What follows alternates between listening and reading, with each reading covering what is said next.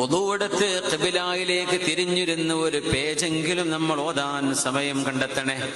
എത്ര തിരക്കാണെങ്കിലും മക്കളെ ഒരുക്കണം, മക്കളെ കിടത്തണം, ഭക്ഷണം കൊടുക്കണം, അവരെ വസ്ത്രം അലക്കി കൊടുക്കണം, പഠിക്കാനുണ്ട്, അസൈൻമെന്റുകളുണ്ട്, ഹോംവർക്കുകളുണ്ട്.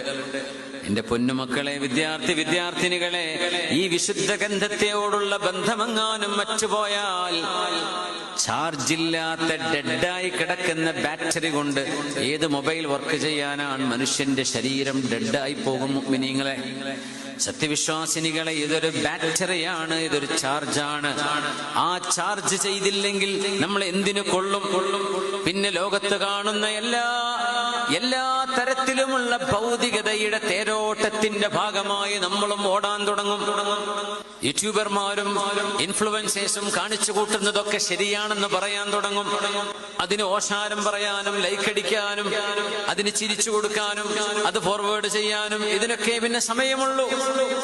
സമാധാനം ലോകത്ത് വേണമെന്ന് നിങ്ങൾ ആഗ്രഹിക്കുന്നുണ്ടോ? ആ സമാധാനത്തിന്റെ നിധിയാണ് പരിശുദ്ധ ഖുർആൻ.